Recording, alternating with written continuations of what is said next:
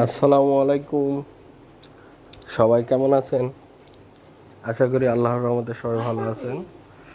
আজ আপনাদের মজাদার একটা পিঠা বানানো দেখাবো। দেখেন, মায়ের হাতের পিঠা পাটিসাপটা। এই যেভাবে গোলাটা দিয়ে দিতে হবে। এটা হলো চালের আটার গোলা। দেখেন, দিয়ে দেওয়ার পর এইভাবে দেন সব দিকে ছড়িয়ে যায়। এই আবার না, একটু গ্যাটিস দিয়ে দিবেন, আবার ঠিক হয়ে যাবে।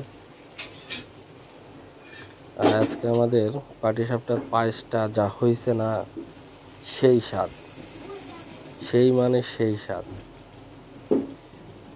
দেখুন, একটু আঁচটা একটু কমে দিতে হয়।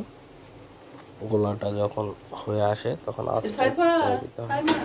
হালকা আঁচে ভাজলে জিনিসটা বেশি মজাদার হয়।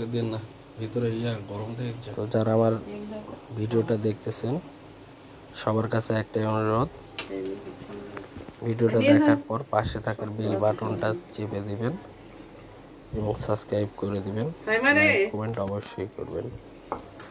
আর আমরা একে অন্যকে যদি লাইক কমেন্ট না করি তাহলে কেউই আগাতে পারবো না।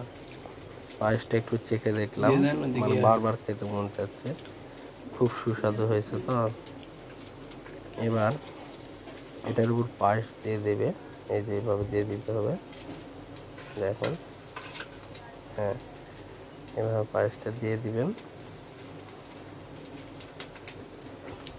দেওয়ার পর এটা উল্টিয়ে দিতে হবে, মানে মুড়িয়ে দিতে হবে।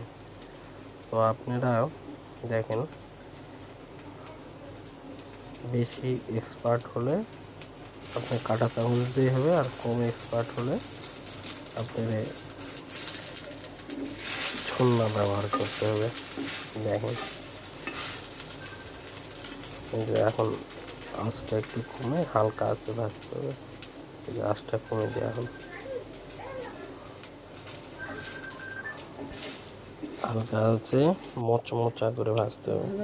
যতক্ষণ উপরটা লাল না হয়ে যাবে ততক্ষণ ভাজতে হবে, না হলে ভিতরে কাঁচা কাঁচা থাকে, আর কাঁচা কাঁচা থাকলে মজাটা পাবেন না। দেখেন, বেঁধে নিয়ে ভালো করে সেঁকতে হবে। ভালো করে ভাজেন, আমার দুটা একটা ভাজা। তো আশা করি সবাই সবার পাশে থাকবো, সবাই সবাইকে লাইক কমেন্ট করবো, সাবস্ক্রাইব করে দেবো। সবজি তো হয় না, আমাদের পিঠাটা হয়ে আসছে, এখন উঠাই নিলাম। এই যে সবাই